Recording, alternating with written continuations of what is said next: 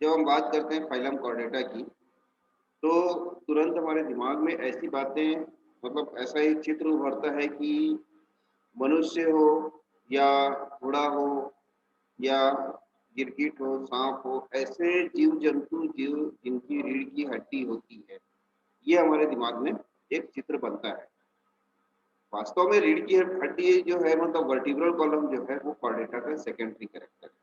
Chordata का जो primary character होता है, इस चित्र को देख के आपको समझ में आएगा। जो प्राइमरी कैरेक्टर होता है कॉर्डेटा का, वो 5 कैरेक्टर होते हैं। सबसे प्राइमरी जिसके आधार पे किसी जंतु को हम कॉर्डेटा कहेंगे। ठीक है।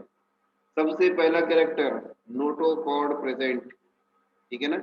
Notochord present at some stage of life. जीवन के किसी भी काल में नोटोकॉर्ड उपस्थित होगा, पहला लक्षण है। ठीक है। देखो यहाँ पर, ये यहाँ पर, ये यहाँ पर आपको यहाँ से दिख रहा है नोटोकॉर्ड, ये है ना, ऊपर दिख रहा है ये डार्क ब्लू वाला जो स्ट्रक्चर है, ये नैरोकॉर्ड का है। आगे देखेंगे इसके नीचे ये वाला जो है व्हाइट के अंदर जो इंडिगो कलर है, आसमानी कलर है, ये है नोटोकॉर्ड। ठीक है। तो यहाँ पर ये नोटोकॉर्ड प्रेजेंट, ये हर एक कॉर्डेटा का बेसिक कैरेक्टर है, पहला कैरेक्टर है। दूसरा कैरेक्टर होता है फेरेंजियल गिल स्लिट्स। अब यहाँ पर ये हो गया माउथ। माउथ के पीछे वाला जो ये हिस्सा होता है गट का, आर्केन फ्रंट का, ये वाला होता है, ये होता है फेरिंग्स का। फेरिंग्स की ओरिजिन जो होती है वो वो एम्ब्रियोनिक एंडोडर्म से होती है। तो ये जो है फेरिंग्स का ये वाला जो भाग है, यहाँ पर गिल्स पाए जाते हैं जो सीधे यहाँ से बाहर। ठीक है। ये दूसरा इंपॉर्टेंट कैरेक्टर। तीसरा इंपॉर्टेंट कैरेक्टर होता है डॉर्सल टिब्यूलर नर्वस सिस्टम। ठीक है। कि नर्वस सिस्टम जो होता है वो एक खोखला पाइप के जैसा होता है। ठीक है। तो नोटोकॉर्ड और नर्वकॉर्ड, ये दो चीजें होती हैं। नोटोकॉर्ड जो होता है, ये दोनों शरीर के डॉर्सल भाग में होती हैं। नोटोकॉर्ड जो होता है वो सॉलिड होता है और स्केलेटल स्ट्रक्चर। नर्वकॉर्ड जो होता है ये हॉलो होता है, टिब्यूलर होता है, पाइप का जैसा होता है, और ये न्यूरॉन का बना हुआ होता है। ठीक है। यानी सॉफ्ट होता है, सॉफ्ट टिश्यू से बना हुआ होता है। तो ये जो होता है,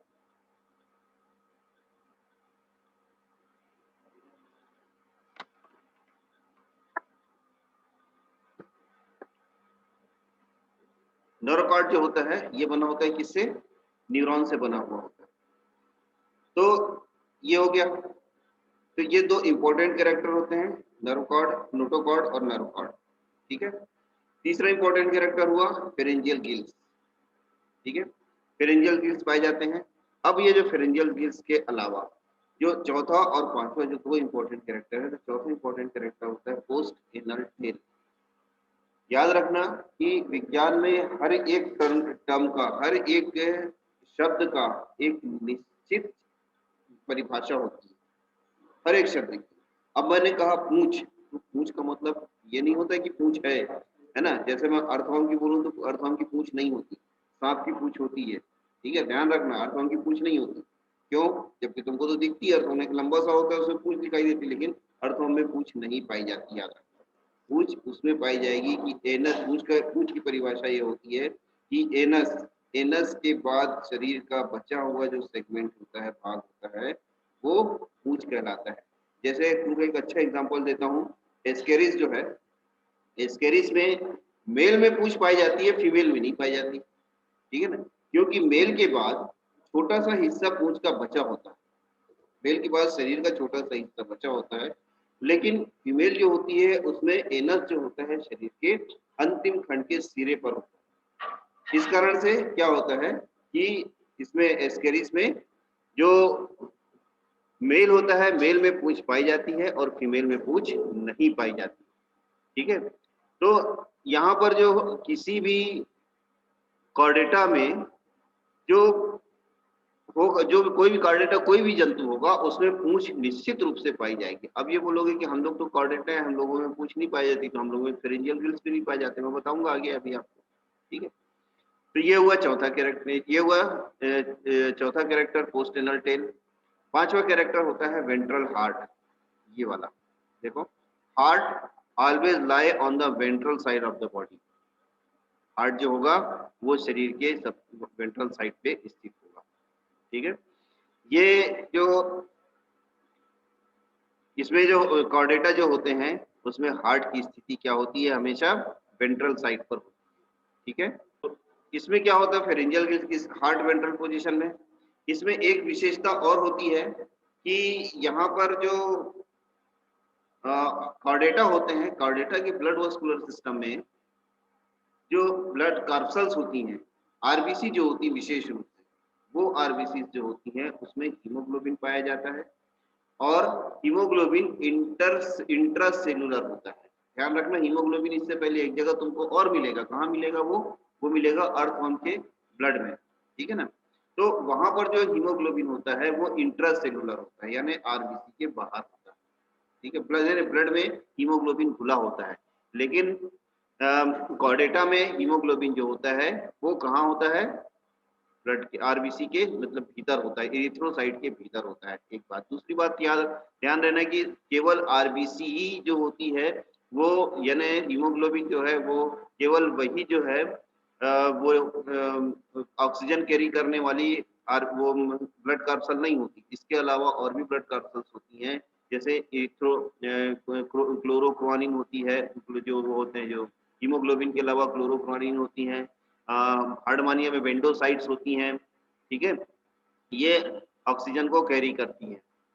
ठीक है, तो यहाँ पर जो है blood vascular system close type का होता है, यानी कि सर्कुलेशन पूरा कंप्लीट होता है, कोई इसमें साइनसेस वगैरह नहीं पाए जाते, या सीलोम में ब्लड कैविटी में ब्लड को नहीं छोड़ा जाता, जैसे कि कॉकरोच में या झींगे में या पाइला में हमको देखने को मिलता है। यहाँ पर ऐसा नहीं होता, कॉर्डेटा के सारे जितने भी एनिमल्स हैं सब में डेफिनिट ब्लड वेजल्स होती हैं, और वो ब्लड वेजल्स जो होती हैं सर्कुलेशन अपना कंप्लीट करती हैं।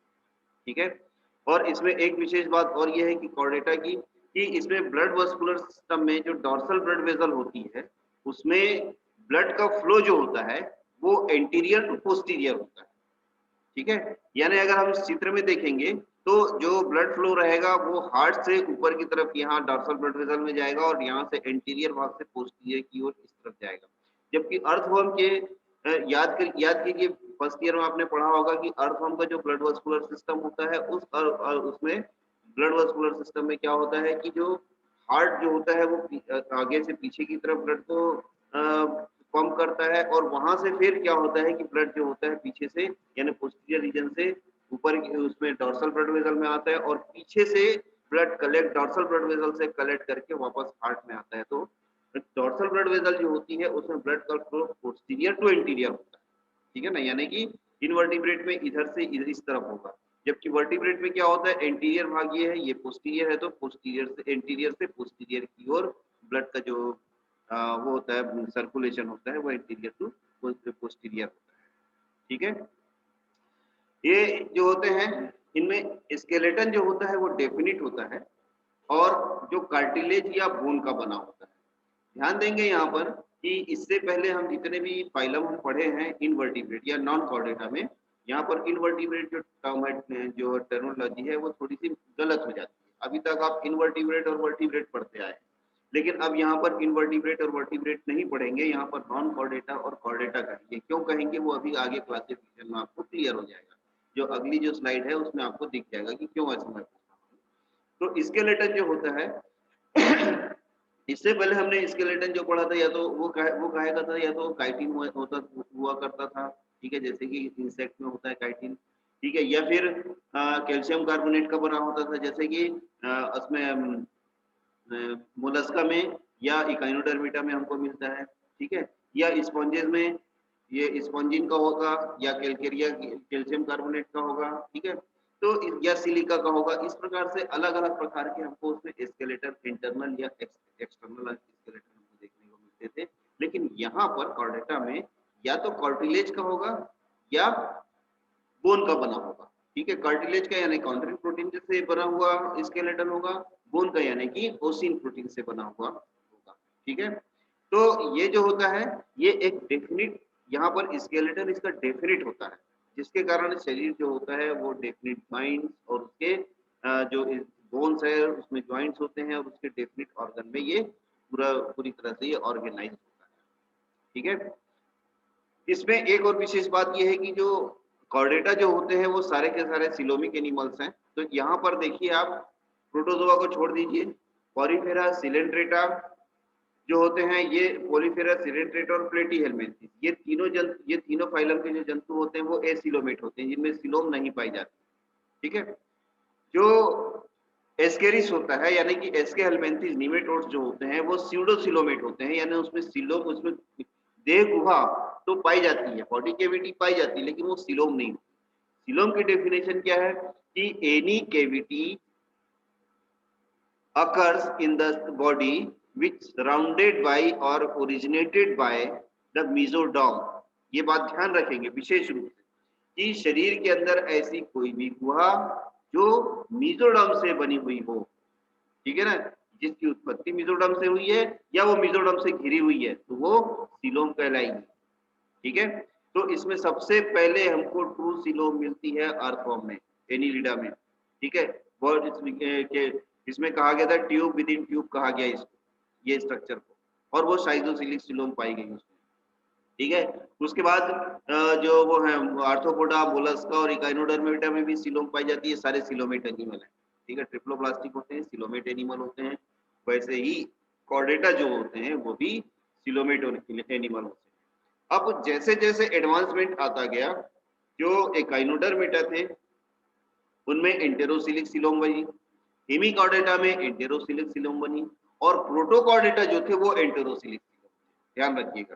ठीक है ना, यानी कि जो इकाइनोडर्मेटा, हेमिकॉर्डेटा और प्रोटोकॉर्डेटा जो थे वो सारे के सारे एंटेरोसिलिक सिलोम हैं। यानी कि जो सिलोम होती है वो एंटेरिक गुहा से, इसमें क्या होता है कि जो एंटेरिक गुहा यानी ऑर्केस्ट्रॉन जो होती है उसमें कुछ भाग मेसोडर्म से बना होता है और कुछ भाग एंडोडर्म से बना होता है। मेसोडर्म वाले जो भाग होता है वो पाउच से सिलोम बन करके अलग हो जाते हैं और बाद में केवल एंडोडर्म रह जाता है, वो बनाता है उनका डाइजेस्टिव सिस्टम, एलिमेंट्री केनाल। ठीक है ना, लेकिन जो मेसोडर्मल वाला भाग होता है वो उससे अलग होकर के वो सिलोम बनाता है, जिसको एंटेरोसिलिक सिलोम कहते हैं। ठीक है, जो प्रोटोकॉर्डेट होते हैं उनमें भी यही पाया जाता है, लेकिन जैसे थोड़े से हायर कॉर्डेट में आते हैं, हायर कॉर्डेट यानी कि कौन से कॉर्डेटा, जो कि साइक्लोस्टोमेटा से लेकर के मेमेलिया तक के जो है। ठीक है ना, अभी यहाँ पर इनवर्टिब्रेट वर्टिब्रेट में आगे आपको बताऊंगा क्यों बोलते हैं उसको ऐसे। तो उनमें जैसे आते हैं वहां से शाइजोसिलिक यानी फटी हुई सिलोम, सामान्य रूप को एकदम शुद्ध हिंदी भाषा में कहें तो टूटी हुई सिलोम। ठीक है, फटी हुई सिलोम, स्प्लिटेड सिलोम। ठीक है, जो मेसोडर्म होता है, ये मेसोडर्म बीच से यहाँ से ऐसे अलग हो जाता है और अलग होकर के यहाँ पर एक कैविटी बन जाती है, this cavity is called coelom. ठीक है, therefore this is called, because the mesoderm is splitted to each other, mesoderm is splitted and form a coelomic cavity, therefore it is called schizosilic coelom। ठीक है, साइजोस का मतलब होता है to split. ठीक है, अब आते हैं इनके क्लासिफिकेशन पे। देखो, फाइलम कॉर्डेटा को दो ग्रुप में डिवाइड किया गया है, एक क्रेनिएटा या प्रोटोकॉर्डेटा, दूसरा क्रेनिएटा या वर्टिब्रेटा। एक खास बात यहाँ पर देखो, एक क्रेनिएटा जो होते हैं उनमें ये जो सिर है ना, ये सिर नहीं पाया जाता। ठीक है, इसलिए क्रेनियम मतलब स्कल। ठीक है, और क्रेनिएटा जिनमें स्कल पाई जाती, a no craniata that is no skull, जिनमें स्कल नहीं पाई जाती, इसलिए इनको प्रोटोकॉर्डेटा कहा गया, या इनको इनवर्टिब्रेट भी कहा गया है। क्या कहा गया है? इनवर्टिब्रेट, क्योंकि जो क्रेनिएटा होते हैं उनमें notochord is modified into vertebral column, while in acreniata notochord is still persistent throughout the life, therefore they are protochordate, they are invertebrate, that is no vertebral column। तो प्रोटोजोआ से लेकर के Protochordata तक जितने भी एनिमल हैं वो सारे इनवर्टिब्रेट हो गए, ध्यान रहे, जिनमें जिनमें वर्टिब्रल कॉलम नहीं पाया जाता। इसलिए अब यहाँ पर जो टर्म मैंने आपको बताया था कि इनवर्टिब्रेटा और जो वर्टिब्रेटा हम टर्म यूज जो है वो ना करके हम नॉन कॉर्डेटा और कॉर्डेटा करेंगे। क्योंकि इनवर्टिब्रेट जो होता है वो ऐसे एनिमल जिनमें वर्टिब्रल कॉलम नहीं है, ठीक है, तो उसमें कॉर्डेटा के वो एनिमल भी आ जाते हैं जिनमें नोटोकॉर्ड पाया जाता है, ठीक है। और वर्टिब्रेटा यानी कि जिनमें notochord modified into vertebral column, जिसमें नोटोकॉर्ड जो था वो वर्टिब्रल कॉलम में मॉडिफाई हो गया, यानी ब्रीड की हड्डी पाई जा रही है। अब यहाँ पर मैंने जो कैरेक्टर बताया उसके आधार पे देखिए कि हम लोग यानी मनुष्य जो है क्या ये कॉर्डेटा है, क्योंकि देखिए जो बेसिक 5 कैरेक्टर मैंने बताया, पहला कैरेक्टर बोला notochord present, there is no notochord inside us. Second character मैंने बताया आपको पोस्ट एनल टेल, हमारे में पूंछ नहीं पाई जाती, नहीं तो हम भी हनुमान जी होते हैं, है ना, जाके लंका में आग लगा देते हैं। तीसरा कैरेक्टर जो बताया था वो क्या है, फेरेंजियल गिल्स, है ना, यहाँ पर गिल्स होना चाहिए, हमारे गिल्स नहीं है, ठीक है। चौथा character ventral heart, yes ventral, our heart lies on the ventral side of the body, ठीक है, क्लियर है।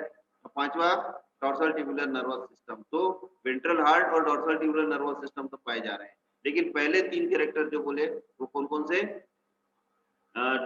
नोटोकॉर्ड, पोस्ट एनल टेल और फेरेंजियल गिल्स, ये 3 नहीं पाए जा रहे हैं। लेकिन हुआ क्या, वास्तव में एम्ब्रियोनिक डेवलपमेंट के दौरान ये तीनों कैरेक्टर जो थे वो थे, पाए जाते थे, लेकिन क्या हुआ कि समय के साथ जब एम्ब्रियोनिक डेवलपमेंट कंप्लीट हुआ तो क्या हुआ, they are modified into different organs like in tail getting degenerated and lies in the form of coccyx, that is a vestigial organ। एक कॉकिक्स के रूप में शरीर में रह गई हमारे, जो एक वेस्टिजियल ऑर्गन है जो शरीर के अंदर चली गई, अब नहीं दिख रही है। नहीं तो क्या होता, हम आपको अगर पूंछ होती तो हमारे पैंट में पीछे से एक वो बनाना पड़ता पूंछ के लिए, है ना, छेद बनाना पड़ता और अपनी पूंछ संभालना पड़ता, ठीक है, पूंछ हमारे में नहीं पाई जाती। दूसरा, जो गिल्स हैं, यहाँ पर हमारे जो गिल्स पाए जाते थे, they are modified into endocrine system। पहला वाला गिल्स जो था वो यूस्टेचियन ट्यूब बना लिया, कान और हमारे फेरिंग्स को आपस में जोड़ रहे हैं यहाँ पर। दूसरा जो गिल्स था, दूसरा और चौथा गिल्स ने पैराथायराइड ग्लैंड बना लिया, तीसरे वाले ने थायराइड ग्लैंड बना लिया और पांचवे गिल्स ने थाइमस ग्लैंड बना के ये नीचे आ गया। और ये जो 4 जो गिल्स थे उन्होंने बना लिए एंडोक्राइन सिस्टम, एक गिल जो था वो कान और फेरिंग्स के बीच में यूस्टेचियन ट्यूब बना लिया, ठीक है। इसीलिए कान में जब दवाई डालते हैं ना तो गले में कड़वापन लगता है, ठीक है ना, ध्यान रखना इसीलिए, तो यूस्टेशियन ट्यूब के कारण। तो ये जो 5 कैरेक्टर हमको जो मिलते हैं उसमें से 3 कैरेक्टर जो थे वो मॉडिफाई हो गए और मॉडिफाई करके एडवांस हो गए एक तरीके से, ठीक है।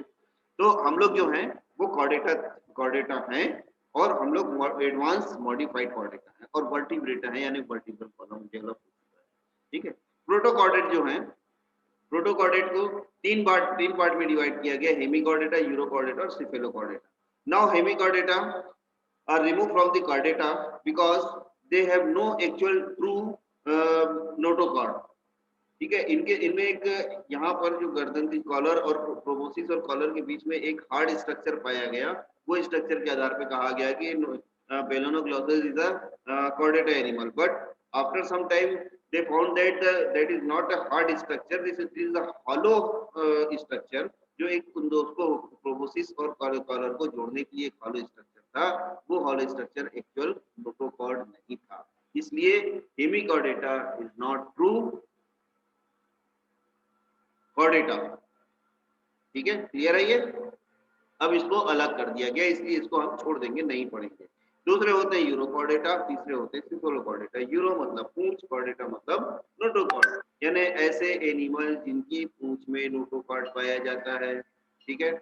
सिफेलोकॉर्डेटा ऐसे एनिमल जिनमें सिर से लेकर के पूंछ तक के यानी interior to posterior notochord persistent throughout the life, ठीक है। इसके बाद जो है इनको सुपर सब फाइलम में बांटा गया है, एग्नेथा और नेथ्रोस्टोमेटा, ठीक है। ये जो 2 सब फाइलम है एग्नेथा और नेथ्रोस्टोमेटा, उनमें से agnatha they are first vertebral animal, vertebrate animal, ठीक है। दे हैव वर्टिब्रल कॉलम, उनमें वर्टिब्रल कॉलम पाया जा रहा है, लेकिन GNATHA, ये देखो यहाँ पर एक शब्द आया है ग्नेथा, ठीक है, इसका मतलब होता है माउथ, ठीक है ना, यानी जॉ, ये जॉ जो है ये कहलाता है। तो ऐसे एनिमल यानी नहीं, यानी ऐसे एनिमल जिनमें जॉ नहीं पाए जा रहे हैं, ऐसे एनिमल क्या कहलाते हैं, एक ने था। उनमें एक ही सुपर क्लास है साइक्लोस्टोमेटा, जिसकी 2 क्लास है पेट्रोमाइजोन्सिया और मिक्सोनाइटिया। कभी-कभी यहाँ पर इसको सुपर साइक्लोस्टोमेटा को क्लास कहा जाता है और ये सब क्लास या इनको ऑर्डर कह दिया जाता है। तो अलग-अलग जो साइंटिस्ट है उन्होंने अपने हिसाब से अलग-अलग किया है। आपको एक जनरल फॉलो करना है, ज़रूरी नहीं है। कभी यहाँ पर देखिए, यहाँ पर जहाँ ग्रुप लिखा हुआ है, किसी साइंटिस्ट में जो आपको सब फाइलम मिलेगा, ग्रुप यहाँ मिलेगा, ठीक है? तो कन्फ्यूज़ होने की ज़रूरत नहीं है, तरीका दोनों सही है। नेथोस्टोमेटा ऐसे एनिमल जिनके हेड में जॉ पाया जाता है, यानी माउथ और जॉ दोनों पाया जाता है, ठीक है? तो ये 2 सुपर क्लास में डिवाइडेड है, पाइसेस और टेट्रापोडा में, ठीक है? पाइसेस यानी फिशेस और टेट्रापोडा यानी कि जिनके 4 पैर होते हैं, गर्डल जिनमें वो होते हैं, विकसित होते हैं, ठीक है? अब इसके बाद आगे देखते हैं हम। स्पाइसेस जो हैं उनको 5 क्लास में क्लासिफाई किया गया, प्लेकोडर्मी, कॉन्विक्टिस, होलोसिपेली, ऑस्टिक और डिप्लोई। आगे देखेंगे हम जब इनका क्लासिफिकेशन पढ़ेंगे, देखेंगे, इनको देखेंगे। इसके बाद टेट्रापोडा जो होते हैं वो 4 क्लासेस में हैं, एम्फीबिया, रेप्टिलिया, यानी बर्ड्स और मेमिलिया, ठीक है? यहाँ पर आप एक विशेष बात खास ये देखो कि पूरा का पूरा जो हमारा जो एनिमल किंगडम है वो 2 भागों में विभाजित होता है। एक होता है नॉन कॉर्डेटा और एक होता है कॉर्डेटा, ठीक है? जो अब जैसे कि आप केमिस्ट्री में आप पढ़ते हो फिजिकल की ऑर्गेनिक केमिस्ट्री, ठीक है? और इनऑर्गेनिक केमिस्ट्री में पूरे 107 एलिमेंट या 108 या 112 जितने भी होंगे वो सारे एलिमेंट एक तरफ पढ़ते हो। ऑर्गेनिक केमिस्ट्री में पूरा सिर्फ एक एलिमेंट जो होता है कार्बन, केवल उसको पढ़ते हो, ठीक है?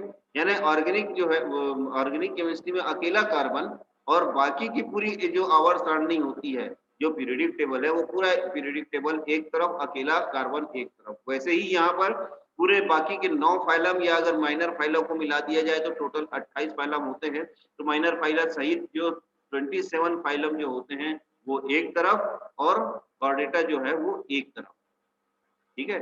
ये इतना बड़ा एक ग्रुप होता है, ठीक है? हालांकि सबसे बड़ा फाइलम कौन सा है? आर्थ्रोपोडा, याद रखना। लेकिन कॉर्डेटा अपने आप में ऐसा विशिष्ट फाइलम है तो इसको एक पूरा अलग से कॉर्डेटा एक हम सब्जेक्ट के रूप में ही इसको पढ़ते हैं, ठीक है? ये होता है कॉर्डेटा का बेसिक फीचर्स और इसके कैरेक्टर्स, ठीक है? नेक्स्ट क्लास में आपको मैं दूंगा प्रोटोकॉर्डेटा।